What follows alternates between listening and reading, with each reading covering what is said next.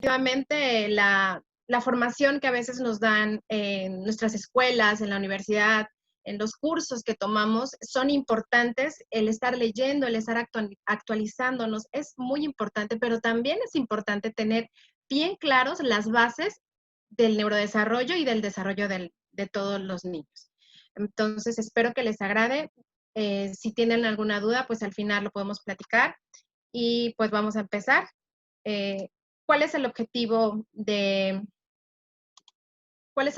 esta plática? Bueno, pues vamos a identificar, yo creo que al final del día podamos identificar los aspectos del desarrollo en el recién nacido.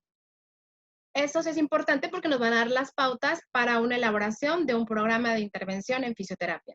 Actualmente hay muchos lugares que ofrecen el servicio, por ejemplo, de estimulación temprana, pero definitivamente el abordar a un niño con alto riesgo neurológico es totalmente diferente en el sentido de que nosotros como rehabilitadores, como fisioterapeutas, tenemos que tener bien claras las bases del neurodesarrollo desde el punto de vista neurológico.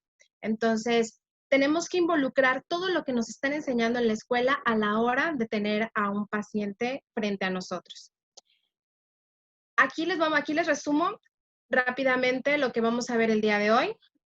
Por definiciones, algunas las vamos a pasar un poquito más rápido. En cuanto a los factores de riesgo, son diversos factores. Vamos a platicar, les voy a compartir a lo mejor los que se presentan con mayor regularidad.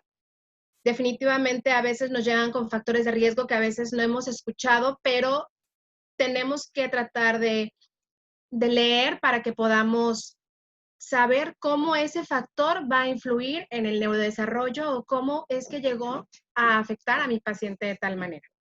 Vamos a platicar acerca de la valoración, la intervención, el papel de nosotros como rehabilitadores y la importancia de un equipo interdisciplinario. Ahora bien, cuando nos llega un recién nacido, un neonato con alto riesgo, en lo personal, lo primero que se me viene a la mente es qué pasó con él para que él llegara conmigo. ¿Qué factores le pudieron suceder, ya sea en el embarazo, en el parto, después del parto, para que necesitara de nuestro servicio de fisioterapia o de rehabilitación? Esto es algo que si ustedes tienen un consultorio o una clínica particular, tendrán que abordar desde el inicio de su atención. Si trabajan ustedes por parte de una institución, muchas veces esta parte la realizan desde la consulta.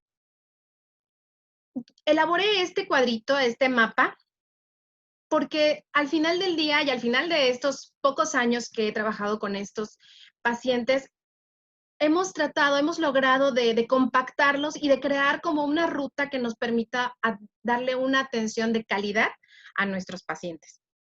Les repito, si ustedes, por ejemplo, trabajan a nivel institucional, estos factores es muy seguro que se los den o que se los brinden a través de un expediente. Muchas veces tenemos acceso, muchas veces a lo mejor lo tenemos en un expediente físico, a veces en un expediente electrónico, pero lo importante es que además de darle una buena leída a estos factores de ese paciente que nos está llegando, también logremos interactuar con el paciente, con el familiar, porque sin lugar a dudas a veces les pasan muchas cosas que no lo dicen en la consulta, pero luego va saliendo a la hora de la terapia.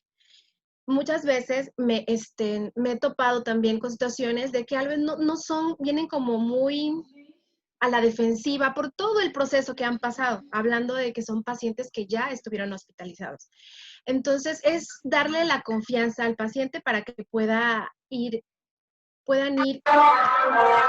nosotros, para que podamos sacar esa información y que podamos elaborar un buen programa de intervención. Ahora bien, también es importante la valoración. La valoración ha cambiado mucho a través del tiempo. Yo recuerdo que cuando estaba en la universidad era ponerlo en una mesa y valorar al niño y posteriormente pasabas y ya podías iniciar tu terapia, ¿no? Ahora es diferente. La valoración se da desde que tu paciente entra por la puerta, desde que abre la puerta, desde que nosotros veamos cómo los traen, si los traen en brazos, si los traen en carriola, cómo los cargan, desde ese momento, cómo reacciona el paciente al momento de que nos los acomodan en el tapete, en la cama, desde ese momento empieza nuestra valoración y eso es súper importante, porque ya la valoración no se da cuando lo pongo y ahora le voy a hacer este reflejo y ahora lo voy a hacer con este, o sea, sí es válido, pero lo podemos hacer durante la realización de la terapia misma y nos va a ayudar de igual manera a elaborar un programa de intervención óptima para crear un ambiente de aprendizaje en nuestros niños con alto riesgo. Cuando nosotros logremos tener unos buenos datos para elaborar una intervención, vamos a poder ubicar a nuestro paciente en la etapa de neurodesarrollo en la que se encuentre. Vamos a saber en qué etapa se encuentra y entonces no solo importa el saber qué es lo que el paciente está presentando, bueno, ya sé sus antecedentes, ya sé las valoraciones, sino que a partir de esa información, ¿qué es lo que voy a hacer con la información que tengo? No es solamente saber si fue prematuro, si no fue prematuro, si tuvo bilirrubina o no, sino ahora en qué etapa se encuentra independientemente de la edad cronológica o edad madurativa, sino que ahora tengo que ubicarlo en qué etapa de neurodesarrollo está para poder brindarle estímulos que nos van a llevar a un control postural. Y al tener un buen control postural, tanto a nivel musculoesquelético, neuromuscular o de los sistemas sensoriales, vamos a lograr tener el resultado o vamos a obtener las respuestas para el niño y que él se pueda desenvolver en un ambiente óptimo. Vamos a hacer un repaso por todas estas áreas para llegar al final a esto. ¿Ok? Bueno, por definición, nos pueden llegar niños recién nacidos de riesgo. Sabemos que hay muchas clasificaciones y muchas definiciones, pero básicamente nos vamos a enfocar ya sea al recién nacido, al neonato, que es prácticamente lo mismo de riesgo, y obviamente al niño que pues abarca el primer año por lo menos de vida. Recién nacido de riesgo, aquí dice, se refiere a aquel que por sus antecedentes prenatales, perinatales y postnatales puede presentar anomalías en su desarrollo, ya sea motor, sensorial, cognitivo y conductual, pudiendo ser estas ya sea de manera transitoria o definitiva. ¿Cuáles son los principales determinantes del desarrollo? Bueno, son la carga biológica, el medio ambiente y la morbilidad prenatal, el parto y el ambiente postnatal. Sin lugar a duda, la tasa de mortalidad de los niños ha disminuido a lo largo de estos años. Digo, la calidad de los cuidados críticos del neonato han sido muy buenas estrategias, pero de alguna manera todo esto hace que nuestros niños presenten una morbilidad considerable. O sea, sí están viviendo, pero ¿qué calidad de vida les vamos a dar? Entonces, es bueno que ya se hayan mejorado todas estas estrategias a nivel intrahospitalario, pero a nosotros nos llega como ese resultado. Las afectaciones o los topes motores neurológicos nos está llegando a nosotros a la hora de la rehabilitación. Ahora bien, hablando sobre los factores de riesgo, si recuerdan bien el mapa que les puse al principio, existen diversas clasificaciones de factores de riesgo prenatales, perinatales, postnatales. Yo les voy a compartir aquí la que nos brinda la Asociación Española en Pediatría. Y esta nos los divide en 4 esferas: los biológicos, los sensoriales auditivos, los sensoriales visuales y los ambientales. Entre los biológicos encontramos a los exógenos y a los endógenos. Los endógenos a esto se refieren a los que son anomalías congénitas, anomalías metabólicas. Aquí entra todo lo de la hipoglucemia, hiperbilirrubina, si quedó el niño amarillito, no le vamos a preguntar a la mamá, ¿le dio bilirrubina? ¿Tuvo bilirrubina alta? Sino que vamos a tratar de hacerlo con palabras un poquito más sencillos. ¿Por qué? Porque si el niño tuvo un problema a lo mejor de este tipo, sabemos que probablemente tenga una alteración en el tono. dependiendo si solamente fueron baños de sol, si le pusieron en la lámpara, si le cambiaron la sangre. O sea, todo eso es importante porque nos va a dar pauta de qué es lo que tenemos frente a nosotros. También hablando de los factores endógenos, tenemos el retraso de crecimiento intrauterino, la microcefalia. Entre los exógenos tenemos a lo mejor chiquitos que han sido operados del corazón en la mayoría de las veces, por un problema de válvula la mayoría de las veces, y obviamente la prematurez, que es una de las causas principales por las cuales nos van a llegar nuestros niños de riesgo neurológico. En cuanto a los sensoriales auditivos, la hiperbilirrubina tiene un gran peso. La prematuridad también es importante saber si nuestro niño tuvo este factor. ¿Por qué? Porque la mielinización no es lo mismo. Curiosamente, el niño cuando llega a término, el sistema auditivo está desarrollado perfectamente. Solamente tiene que mielinizar el camino que lo dirige hasta el sistema visual para poder fortalecer la visión binocular.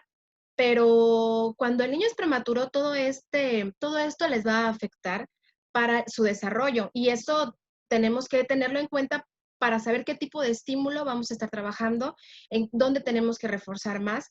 También el peso es un factor importante que nos puede poner en riesgo a nuestro paciente. El peso menor de 1,500 de kilo y medio. También una malformación, ya que vengan una malformación que comprometa a la audición, y una asfixia severa. De igual manera son en la esfera sensorial visual. En este caso, nada más agregaríamos si el niño estuvo apoyado por una ventilación mecánica prolongada. Sabemos que eso nos puede derivar a una retinopatía del prematuro, pero también es importante que lo sepamos, saber si el niño estuvo bajo control de un oftalmólogo, de un neonatólogo. Entonces, todos estos factores son importantes que le preguntemos a la mamá con nuestras palabras. Muchas veces tenemos que dejar a un lado las cosas rimbombantes y tengamos que tratar de hacerlo un poquito más coloquial para saber si el tipo de embarazo que tuvo la mamá que pudiera afectarle su neurodesarrollo. Y los ambientales que no podemos dejar atrás, que también son súper importantes, el nivel socioeconómico de la madre, el hecho de que sea un embarazo planeado, que no sea un embarazo planeado, si tenía adicciones, si fumaba, si tomaba, si tenía algún tipo de disfunción familiar, o la familia tenía una mala relación, o la edad de la madre también es importante y no lo podemos dejar atrás porque al final del día vamos a ver que estos factores son súper importantes para la elaboración de nuestro programa de intervención, y vamos a ver que esta parte ambiental juega un papel básico que a veces no tomamos en cuenta, y es un factor importante para poder crear ese ambiente de aprendizaje que estamos queriendo lograr con nuestros pacientes. Y bueno, recordemos que en el niño prematuro se corre el riesgo, por la misma prematurez, como les mencionaba, de tener un retraso en la mielinización debido a los efectos que pudieran provocarle todos estos factores. Ahora bien, ya tenemos estos factores prenatales, perinatales, postnatales que tenemos que preguntarle a los papás. Los abordamos, se los hacemos con las palabras más sencillas. Entonces, ahora sí, vámonos a ir del otro lado de la tablita que les había mostrado al principio. Vámonos a lo que es la parte de la valoración. Como bien sabemos, el neonato tiene en sus genes toda la información necesaria para dirigir su desarrollo, y este se va a producir en la mayoría de los casos en una forma secuencial, ordenada y predecible. Esto es la base de todo. Creo que todos hemos escuchado de estas palabras. Son las leyes del neurodesarrollo. Ya sabemos, la mayoría, que el desarrollo se da en un sentido cefalocaudal, próximo distal, ventrodorsal, en la mayoría, y por eso se lo puse en los casos, en la mayoría, se los puse en negrito, se da de una manera ordenada, y en la mayoría de los niños que se desarrollan no precisamente con algún riesgo, se da de una manera predecible, como que tienen su caminito y ya sabemos, sin necesidad de estimulación en un niño regular, lo va a hacer solito. Pero eso es importante saberlo para poder nosotros ayudar a nuestros pacientes de riesgo. Entonces, es importante que nuestra terapia, nuestra intervención tenga una secuencia, tenga un orden y sepamos nosotros a dónde vamos a dirigir ese orden. Esto es la base de todo para que nuestro programa tenga una eficacia considerable. Ahora bien, es importante también tener en cuenta que el desarrollo psicomotor es un fenómeno que sucede en un proceso continuo. No hay separación real, no existen como tal una etapa que diga, hoy estás en cuello y ya pasas a la consulta, ya mañana ya no te voy a hacer nada de cuello y ahora estamos en tronco, ¿no? O ya estás en gateo y no, ya no te voy a hacer nada de giros o de arrastre porque ya estamos en gateos. O si el niño ya se empieza a parar, entonces ya voy a omitir el gateo. Si bien es cierto que se pueden traslapar algunas etapas, es importante también saber que durante los periodos de desarrollo de los niños van a tener una habilidad. Esta habilidad va a ser característica de esta etapa. A lo mejor no esté dividida como una cuello, sedestación, arrastre, gateo, pero sí va a haber una adquisición en particular, un movimiento en particular en cada etapa que esté predominando. Entonces, es en ese movimiento el que me voy a enfocar para trabajar, para tratar de sacarle todo el potencial. Y una característica de este proceso, de todo el proceso del desarrollo psicomotor, pues se debe a su gran variabilidad individual. Como yo les decía, no es una receta, no es algo que yo diga, vas a hacer esto, esto y esto. No, tenemos que valorar con todos los datos que nos vayan dando, vamos a tener un programa para este paciente en especial. Entonces, es importante que lo tengamos en claro para poder elaborar nuestro programa. Ahora bien, en esta parte de la valoración, si se dan cuenta, ya vamos al otro lado del mapa, ya estamos en la valoración, ahí teníamos a los hitos, ahí teníamos los reflejos creativos, teníamos las reacciones posturales y los movimientos generales.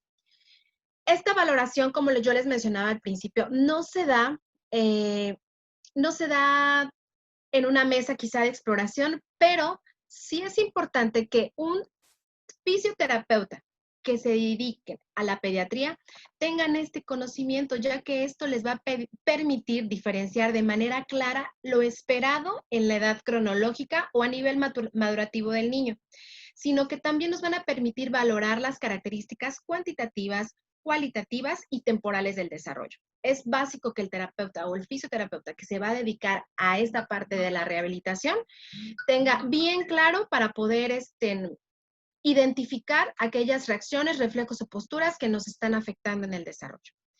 Los hitos del desarrollo.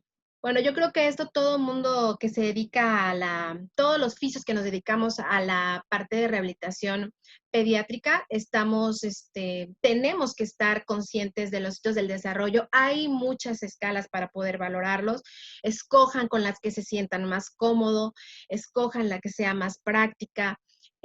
Ténganlos bien en claro porque esto nos va a servir de pauta para poder ubicar a nuestro niño.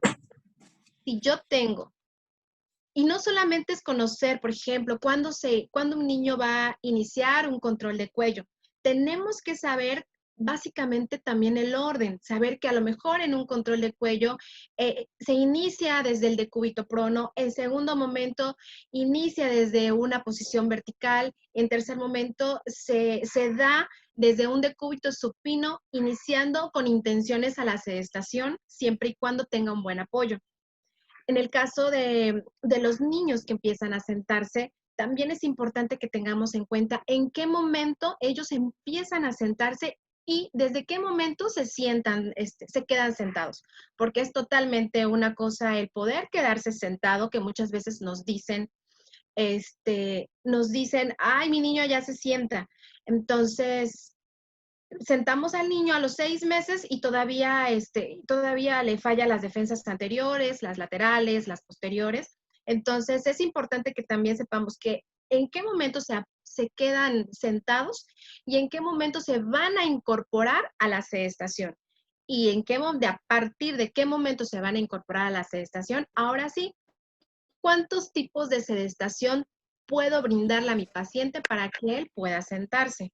¿Desde qué punto? Desde el decúbito supino, ¿cómo se va a sentar? Desde el decúbito prono, ¿cómo se va a sentar?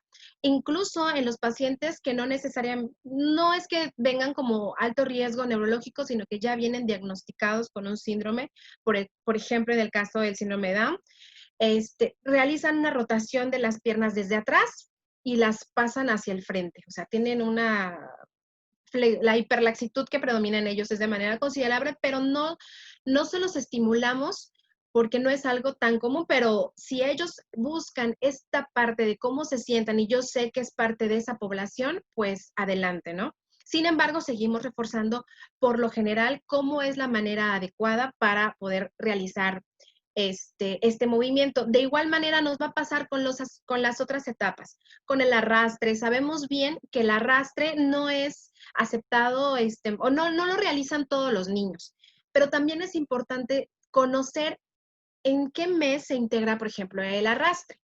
Y también es importante saber que los niños inician un arrastre homólogo, lo inician en 3 momentos. Un arrastre homólogo, en segundo momento un arrastre del mismo lado y en tercer momento ya lo empiezan a hacer de manera cruzada. Entonces ahí ya es, si yo quiero no frustrarme tanto y tratar de favorecer este desarrollo en los niños, en lo personal, inicio con un arrastre homólogo. Empiezo a estimular el homólogo porque ellos se agarran de la cama y se empiezan a jalar con las manos y vamos, adelante. Y se jalan con las manos y vamos, adelante. Entonces, en estos niños que a lo mejor no lo pueden hacer por sí solos, por los factores que les están poniendo topes en su desarrollo, yo puedo ayudarlos a tener eh, esta evolución, ¿no? Tratar de iniciar con un homólogo, después de un lado y después de manera cruzada. Por eso también es importante no solamente saber en qué momento lo está haciendo, sino cuántos tipos el orden en el que los hace y cuántos tipos de arrastre pueden haber.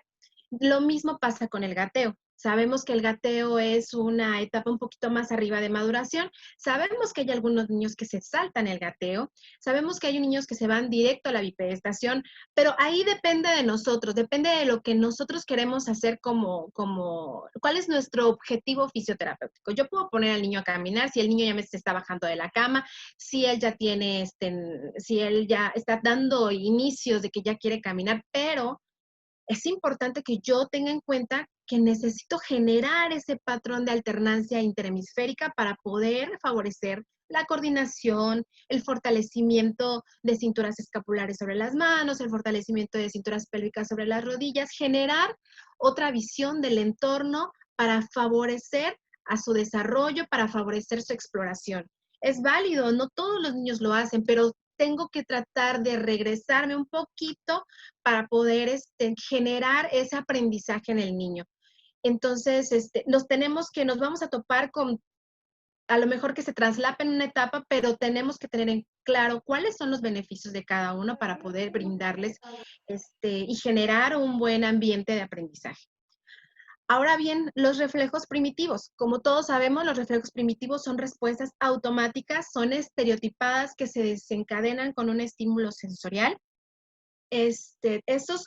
Definitivamente estos reflejos vienen presentes de manera fisiológica.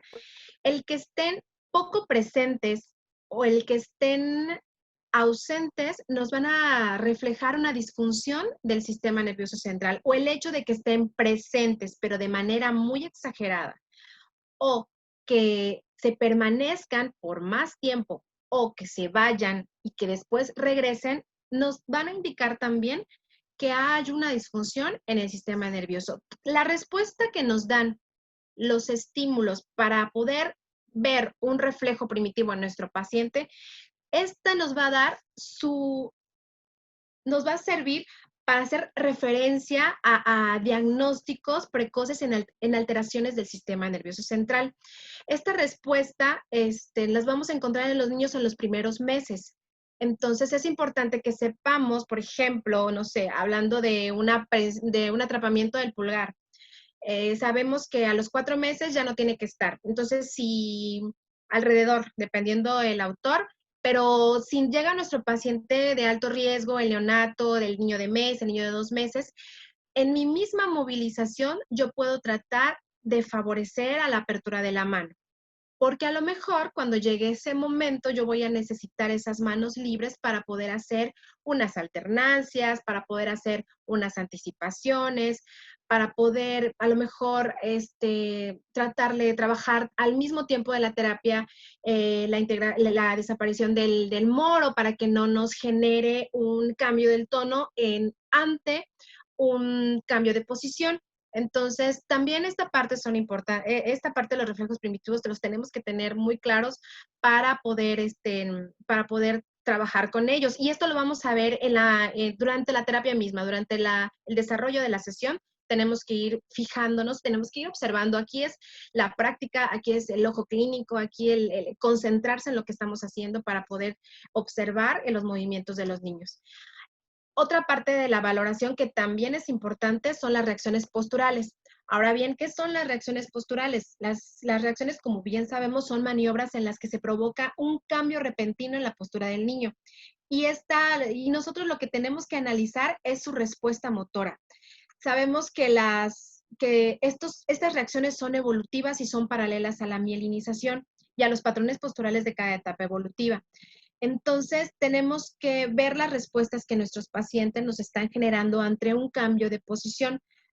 Las maniobras que realizamos para ver estas reacciones posturales nos van a dar en evidencia la función postural que está teniendo el sistema nervioso central al ser abordado por un estímulo sensorial.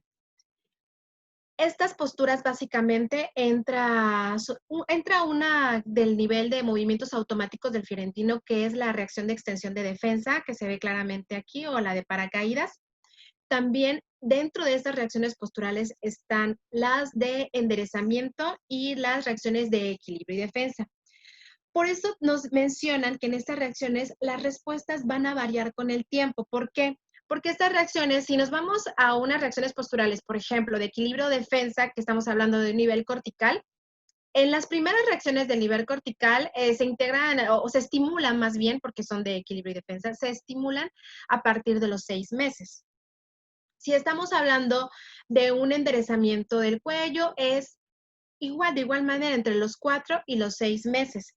Entonces, los finales, las reacciones últimas de equilibrio y defensa son entre los 15 y los 18 meses, o sea que tenemos un camino largo con ellos y no podemos etiquetar a este tipo de reflejos que terminan básicamente en los primeros 6 meses de vida, no, esos son como un poquito más largos y tenemos que ir adaptándolo con nuestro paciente para poder ver.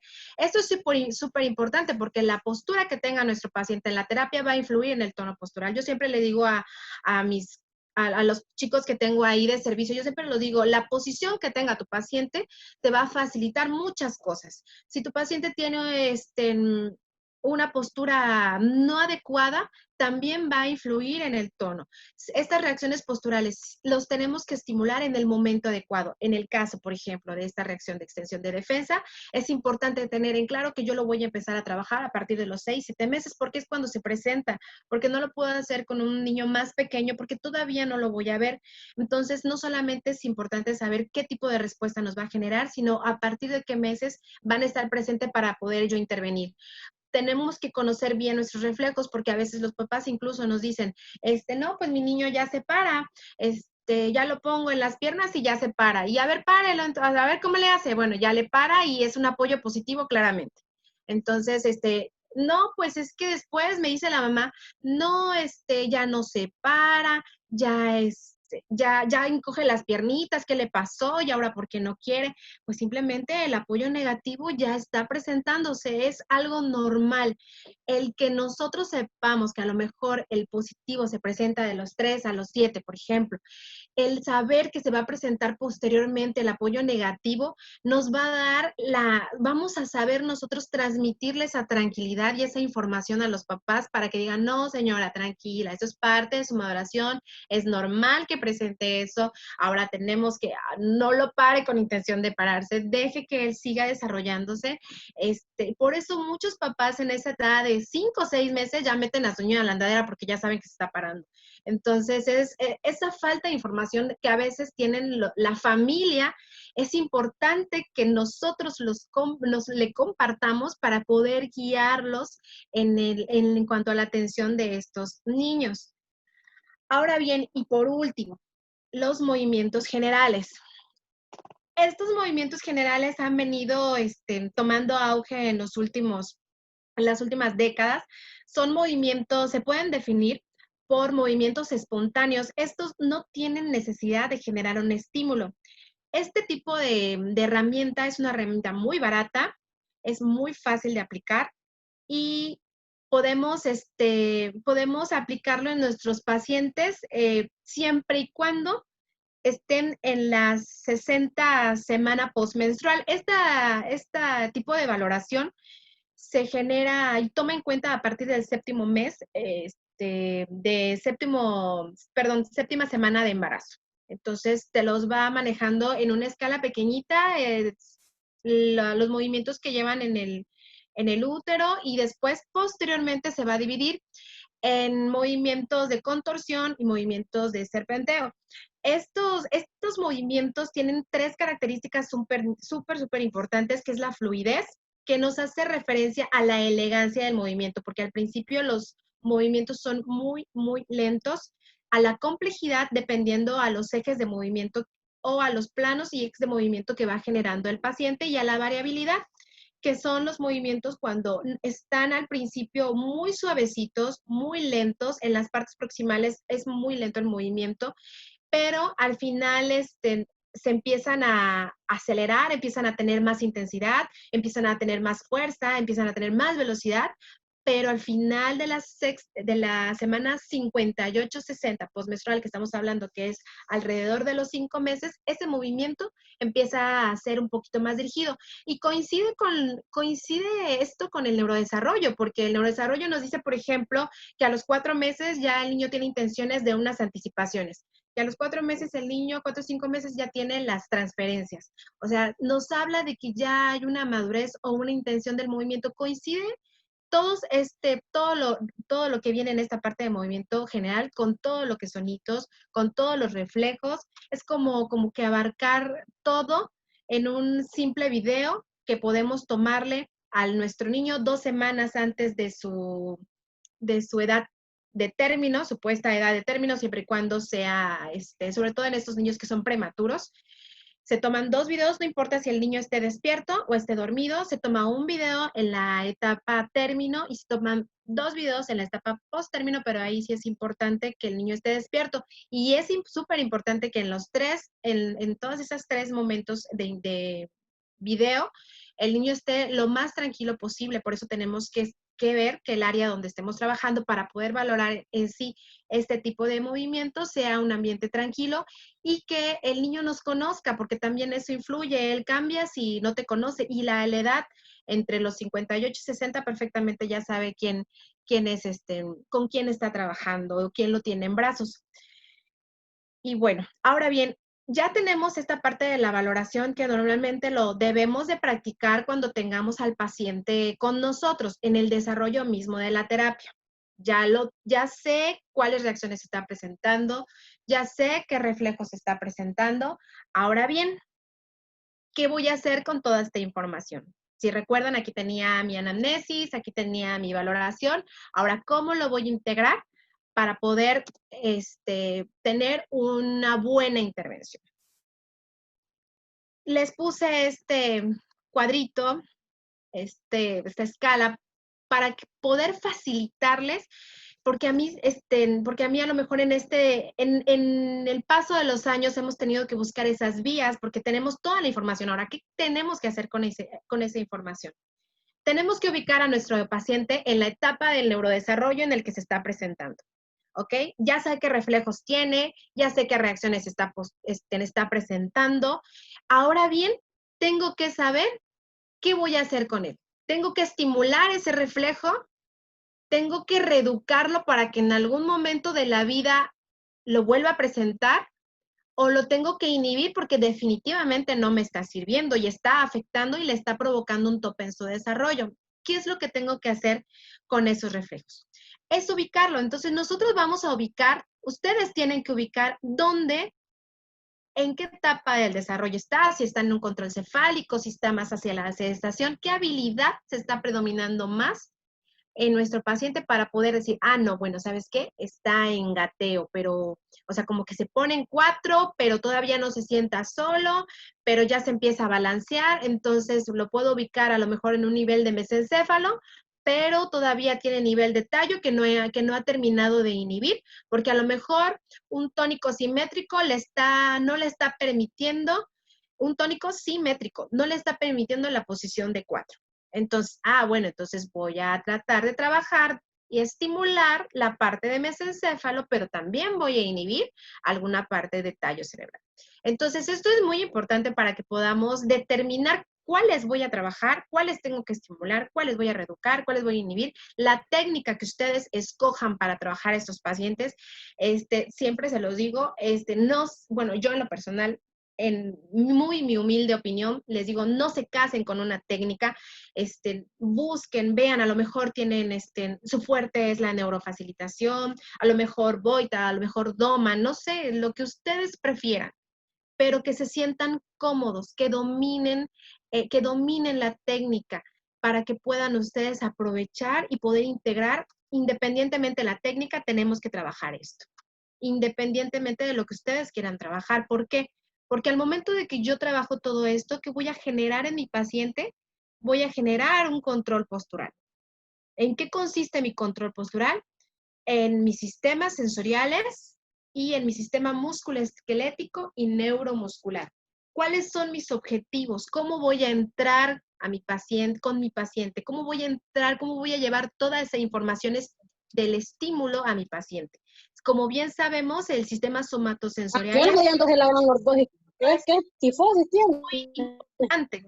Entonces, la integración y la organización de los estímulos que van a llegar a través de nuestro paciente, a través de los sistemas sensoriales, son muy importantes. Lo hemos estado diciendo durante toda la terapia. La organización, la secuencia.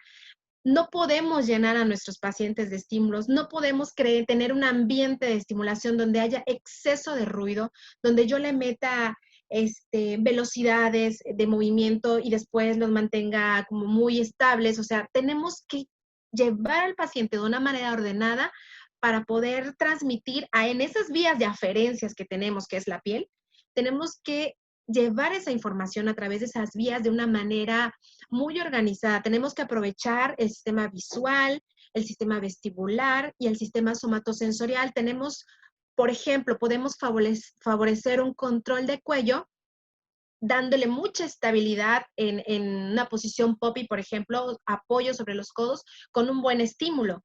Con un buen estímulo que estamos hablando que si el niño no tiene más de 4 meses, entonces me enfoco a un estímulo en blanco y negro, porque el niño todavía no ve los colores.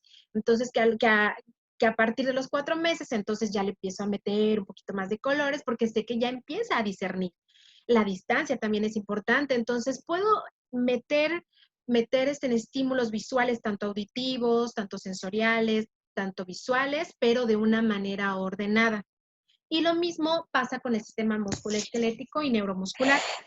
Esta se refiere básicamente a darle con nuestras técnicas de rehabilitación, las que usemos, con las que nos sentamos más cómodos, fuerza, tono muscular y tono postural. Sabemos que el tono muscular nos va a presentar la resistencia ante el estiramiento, ante un movimiento, que le apliquemos al niño, y la postura, básicamente a los que ya se están poniendo de pie para los músculos antigravitatorios. También es importante trabajar el rango y valorar el rango de movimiento y amplitud y la coordinación de la actividad muscular. Cuando nosotros logremos trabajar, integrar todo esto para obtener un buen control postural, vamos a tener los resultados que esperamos, vamos a cumplir los objetivos que nos planteemos en la etapa del desarrollo de nuestros pacientes. Ahora bien, es importante hablar y tener en cuenta que una intervención temprana definitivamente es lo mejor. ¿Qué entendemos por intervención temprana? Bueno, la intervención temprana son acciones que tienen como finalidad proporcionar al niño en las primeras etapas de su desarrollo los estímulos globales adecuados a su edad y que van a favorecer su evolución física, sensorial, intelectual y afectiva. El objetivo de nuestra intervención, yo siempre digo que más que una estimulación temprana, hacemos como una intervención temprana, es que el niño no posea múltiples habilidades, no los tenemos que saturar de estímulos. Tenemos que ver qué es lo que tiene nuestro paciente, qué habilidad está presentando o está predominando en esta etapa para que para que yo pueda hacer que él se relacione de la mejor manera con su entorno, que sea una experiencia grata, porque si no también nuestro paciente se la va a pasar muy mal, y que sea algo gratificante para él. Definitivamente los pilares de una intervención se basan en la detección temprana de las primeras manifestaciones de un trastorno del desarrollo o de situaciones de riesgo del recién nacido. Si se dan cuenta, la bibliografía respalda lo que estamos tratando de hacer, respalda lo que yo le estoy tratando de compartir, que tenemos que tener en cuenta sus factores de riesgo, que tenemos que tener en cuenta las manifestaciones de un trastorno, y esto lo vamos a hacer con todos estos puntos que tenemos que tener en cuenta. Ahora bien, ¿cuál va a ser nuestro rol como rehabilitadores, como fisioterapeutas? Enseñarle al familiar. Yo siempre les digo que la familia, que la mamá, va a ser el mejor fisioterapeuta para su hijo. Definitivamente, conmigo puede estar 1 hora, puede estar 1 hora al día, puede estar 1 hora cada 2 días, puede estar una vez a la semana, puede estar una vez al mes con la gente que viene de fuera. Entonces, la familia es el principal terapeuta que nos va a ayudar para poder aplicar todas las técnicas. Entonces, nuestro papel va a tener, enseñarle a la familia y a las personas que están a cargo del niño de alto riesgo, las técnicas y los estímulos que generen un ambiente de aprendizaje adecuado para el neurodesarrollo de nuestro paciente. Tenemos que enseñarle. Yo les digo a los papás, y les enseño, traiga su cuaderno, anótelo, pero si no lo sabe, si se le olvida, mejor aguánteme tantito, haga todo lo que pueda y ya después lo platicamos para que no vayamos a lastimar a nuestro niño, porque después modifican los ejercicios de una manera impresionante que dices, híjole, no era como por ahí, pero bueno, entonces es importante esta parte de la enseñanza para poder generarle este ambiente que tanto hemos venido platicando. Ahora bien, se habla mucho de cuál es el ambiente ideal, hablo mucho de lo que es el ambiente, de generar el ambiente, pero ¿cómo lo voy a lograr? ¿Cómo puedo generar este ambiente dentro de mi área de terapia? Siempre es importante que esté la familia con nosotros. Digo, hay niños que a lo mejor no permiten que esté la familia cerca porque se ponen como muy intensos, pero siempre y cuando ellos nos puedan apoyar, claro que tienen que estar presentes. Pero también desde este punto de vista vamos a ver cómo estamos abordando a nuestro paciente. Esta combinación de estrategias terapéuticas nos sugiere que al momento nosotros de presentarle un estímulo a nuestro paciente para generar una respuesta en cierta etapa del desarrollo, tiene que ser, obviamente ya hablamos que vamos a entrar por vías de aferencia sensorial, ya hablamos de que tiene que ser, que vamos a utilizar ya sea estímulos visuales, auditivos, sensoriales. Bueno, tiene que ser algo que le cause a nuestro niño emoción, sorpresa, la voz de la mamá, el sonido de la leche, el sonido de la sonaja, una música en especial. Tiene que causarnos una reacción en el niño para poder generar una emoción, una sorpresa que nos va a motivar, que va a hacer que el niño se sienta motivado, porque si no se siente motivado no vamos a poder continuar. Él tiene que sentirse motivado para poder explorar e iniciar la interacción con su medio ambiente. Cuando él empiece a explorar, cuando empiece a fijarse en una sonaja, cuando empiece a fijarse en su mamá, en un trapito, lo que ustedes le pongan, cuando él empiece a querer ir por un carrito, él le va a empezar a explorar y va a ser algo estimulante, gratificante para él, va a ser enriquecido porque su cuerpo va a estar recibiendo información sensorial emocionante y va a ser mucho más fácil para él realizar las actividades que nosotros le pongamos. Todo esto nos va a facilitar el aprendizaje. Nos va a ser mucho más fácil que él tenga la experiencia. ¿Por qué? Porque va a crear que lo repita, que lo repita, que si ya sabe que gatea hacia allá o que se arrastra hacia allá, va a obtener una recompensa. Entonces vamos a generar un engrama de movimiento y vamos a hacer que él se lo aprenda en su cabecita para poder hacer que sea un aprendizaje relevante, para que sea una habilidad adquirida de importancia y que sea algo motivante. Tenemos que usar a la familia, tenemos que enseñarle cómo generar esto en casa para que la familia nos pueda apoyar en el desarrollo de este ambiente de aprendizaje.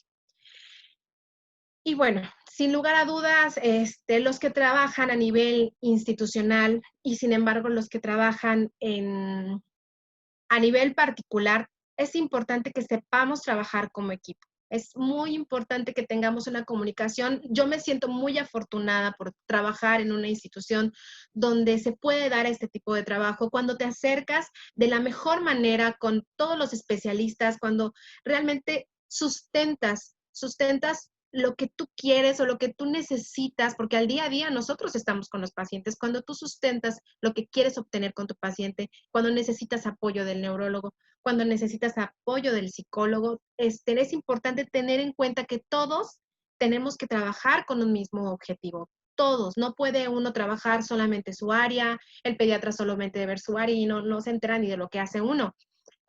Es importante el trabajo interdisciplinario.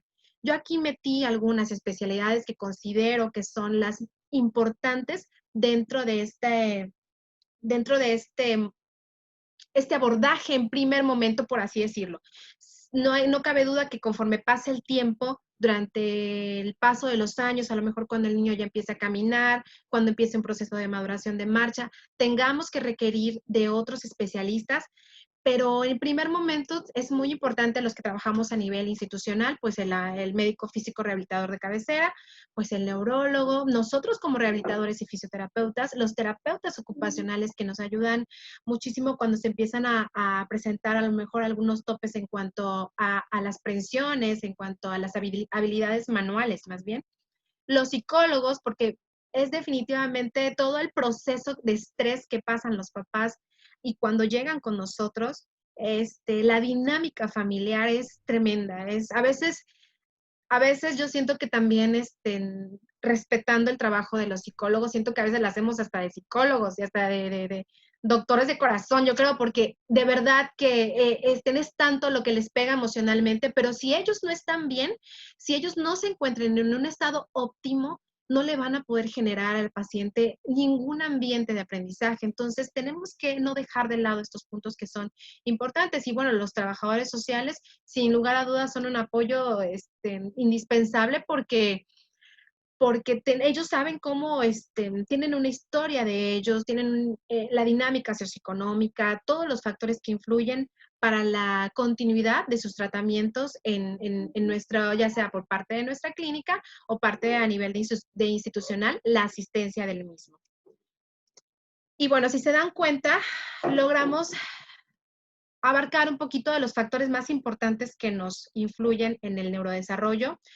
Hablamos acerca de la importancia de los hitos del desarrollo. Yo les recomiendo que lean mucho, agarren sus libros, desempólvenlos, métanse a las redes, entren a webinares, porque eso nos ayuda a reforzar los conocimientos y a decir, ay, a lo mejor aquí me está fallando, hoy sí es cierto, hoy aprendí esto. Entonces, todo esto nos va a beneficiar porque al final del día el paciente va a tener, le vamos a poder brindar un mejor programa de intervención. Entonces llegamos aquí al control postural, que al final del día es lo que queremos, que el niño pueda desenvolverse en un ambiente óptimo. Y bueno, como conclusiones, creo que es necesario brindar un ambiente de aprendizaje multisensorial para el niño con alto riesgo neurológico. Sin lugar a duda, la familia es el mejor aliado para nuestro tratamiento. Tenemos que involucrarlos, tenemos que ponerlos incluso a trabajar 1 o 2 ejercicios, no pasa nada. Tenemos que verlo porque es la mejor manera de saber cómo lo están haciendo en casa. Y definitivamente tenemos que trabajar con un programa que tenga una secuencia, que tenga un orden, que sea organizada para que nuestro abordaje tenga una eficacia de importancia y esto es muy importante para el tratamiento de nuestros pacientes. Y bueno, por mi parte es todo. Sé que a lo mejor es muy corto el tiempo, pero bueno, traté de compartirle lo que a lo mejor a nosotros nos está sirviendo en la institución y pues cualquier duda, pues aquí estamos. Muchas gracias por su atención y pues vamos a pasar a la sesión, a la parte creo de preguntas, me parece. Así es, licenciada, pues muy interesante, muy bonita charla. Ya tienes por aquí muchas felicitaciones por el desarrollo de tu plática. Como siempre, de una manera muy explícita, muy clara, muy bonita y además, pues el trabajo que se desempeña con los pacientes pediátricos siempre nos deja momentos bastante